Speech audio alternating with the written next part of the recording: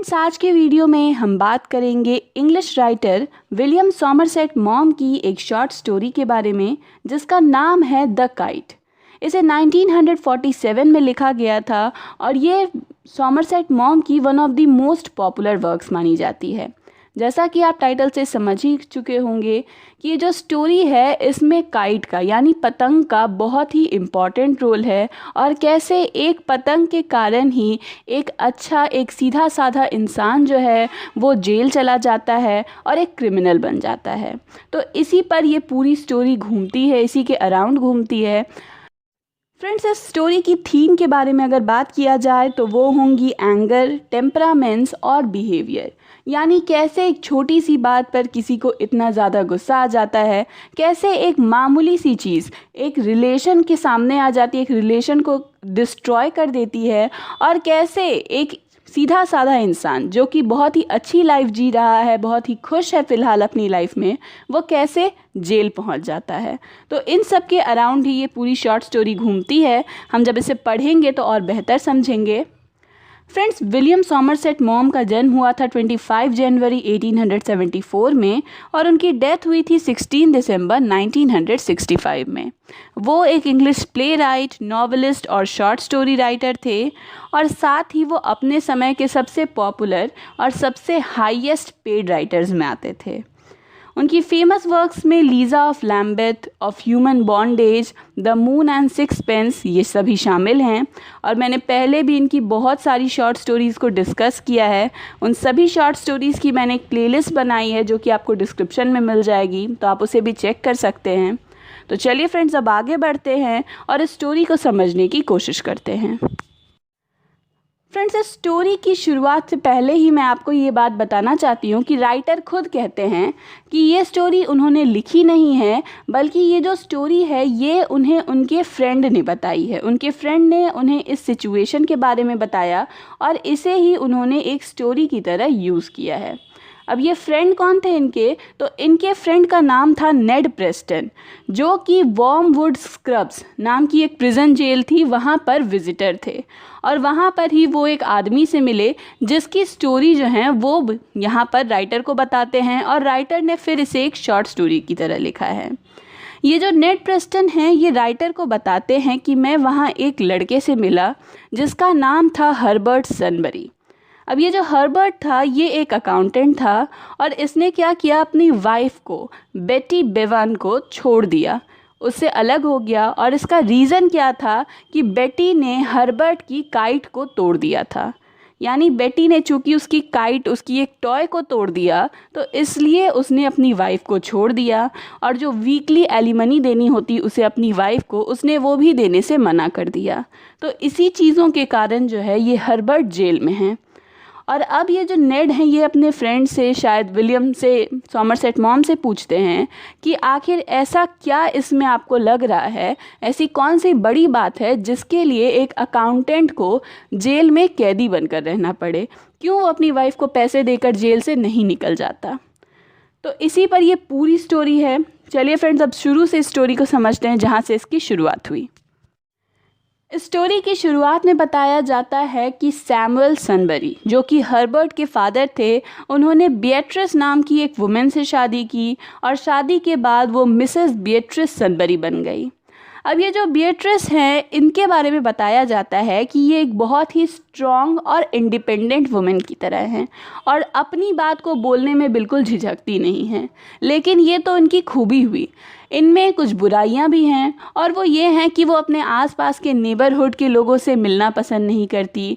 अगर इनके हस्बैंड इनके नाम को छोटा कर प्यार से पुकारने की कोशिश करते हैं तो उन्हें इस पर भी गुस्सा आता है और उनका यही मानना है कि हमें आस पड़ोस के लोगों से मिलकर ज़्यादा रहना नहीं चाहिए। ये हमें गलत चीज़ें सिखाते हैं, अपने में रहो, अपनी बारे में सोचो, बस यही इनका मानना है। और जब इनका ये बेटा हुआ हर्बर्ट सनबरी, तो उन्होंने अपने बेटे को भी यही चीज़ें सिखाई। ये जो हर्बर्ट था ये बहुत ही स्मार्ट था, बहुत इंटेलिजेंट था और अपने क्लास में बहुत ही अच्छे मार्क्स लाता था। और हमेशा ये जो बिएट्रिस है ये अपने बेटे को यही सिखाती थी कि तुम सिर्फ अपने काम से मतलब रखो, दोस्त बनाने की ज़रूरत नहीं है, तुम्हें कुछ भी नहीं करो, बस पढ़ाई पर ध्यान दो और सीधा उसके बाद तुम घर लौट कर आ जाओ। अब हर्बर्ट जो है उसकी पढ़ाई ख़त्म हो गई और उसने क्या किया, अपने फादर के ही ऑफिस में एक अकाउंटेंट का जॉब ले लिया। अब ये तो हर्बर्ट की प्रोफेशनल लाइफ थी, लेकिन इस बीच में हमें हर्बर्ट के बारे में एक और बात पता चली, और वो ये कि हर्बर्ट को पतंग उड़ाने का बहुत शौक़ था। 7 साल की उम्र में उसे उसकी फैमिली ने उसे पहली पतंग ला के दी, पहली काइट ला कर दी, और तब से लेकर अभी तक, जबकि अब वो यंग हो चुका है, जवान हो चुका है, अब भी उसे काइट्स उड़ाने में बड़ा मज़ा आता है। और ये जो काइट उड़ाने का उनका एक रूटीन है हर संडे को, ये इस फैमिली को और भी ज़्यादा क्लोज़ ले आता है और ज़्यादा स्ट्रॉन्ग कर देता है। तो इस तरह से काफ़ी दिनों तक ये सिचुएशन चल रही थी। एक बार ये जो हर्बर्ट के फादर हैं, उन्होंने अपनी वाइफ से पूछा कि क्या हमें हर्बर्ट की शादी करवानी चाहिए, लेकिन ये जो बीएट्रिस हैं, इनका कहना है कि एक इंसान की, एक लड़के की शादी कब होती है, जब वो अपने सारे डिसीजंस खुद से ले सके, इतना वो मैच्योर हो जाए। और इतना मैच्योर वो कब होता है, जब वो 35 या 40 इयर्स का होता है। तो अभी हमें हर्बर्ट की शादी नहीं करवानी है, वैसे भी वो बहुत अच्छी लाइफ जी रहा है।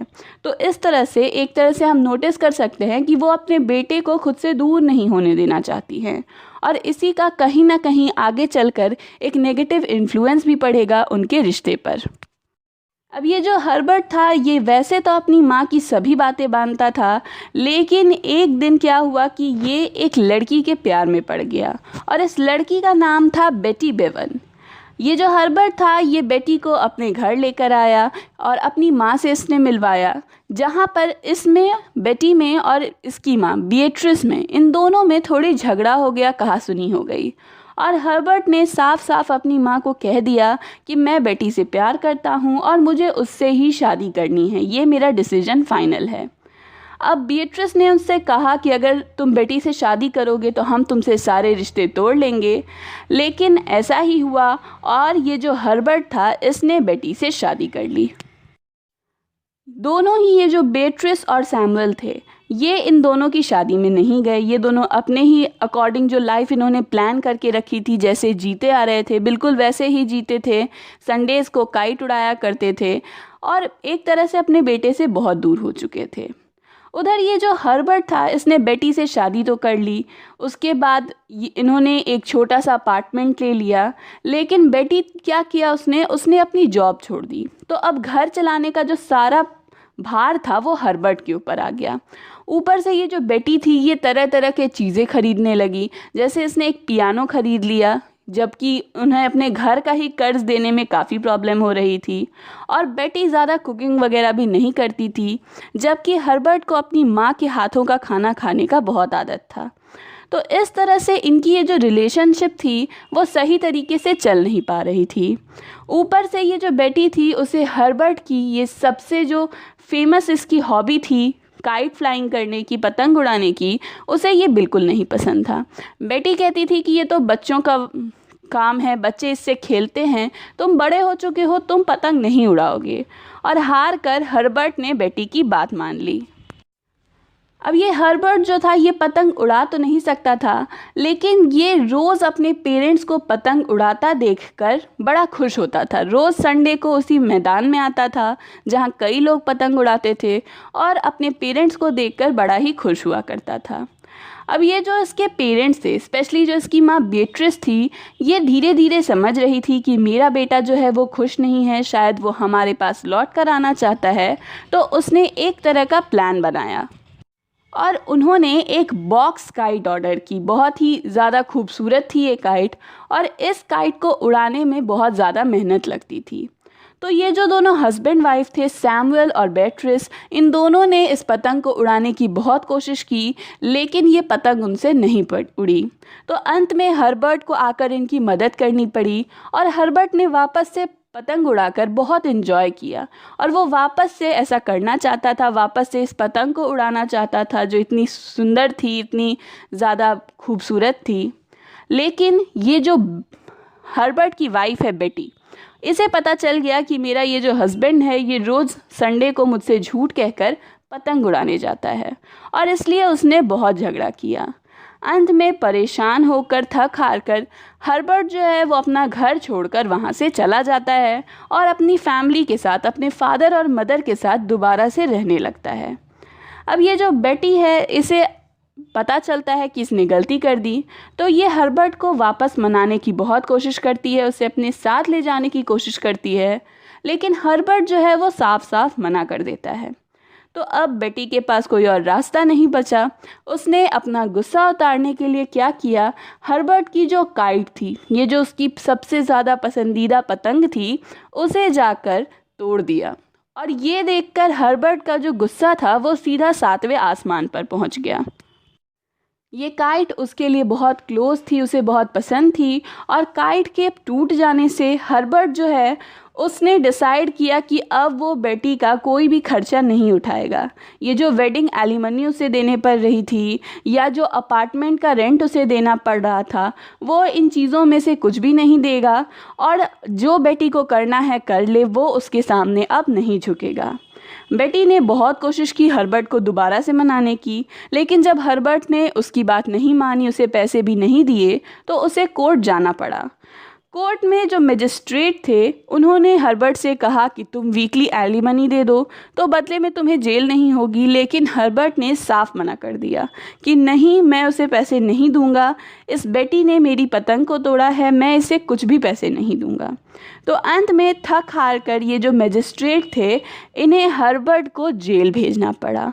और ये जो हर्बर्ट है, ये खुश है जेल के अंदर ही, ये सोचकर कि बेटी को अपनी लाइफ जीने में कितनी मुश्किल हो रही होगी, उसके पास पैसे नहीं होंगे, उसके पास घर नहीं होगा, तो वो क्या कर रही होगी। तो यहाँ पर फ्रेंड्स ये स्टोरी ख़त्म होती है। यहीं पर वो जो प्रिजन के विजिटर हैं नेड प्रेस्टन, ये राइटर को बताते हैं कि ऐसा सिचुएशन है, और मुझे बताओ कि आखिर ऐसी कौन सी फीलिंग है, ऐसी कौन सी इमोशन है जो किसी आदमी को इस तरह के डिसीजन लेने को फोर्स कर देती है।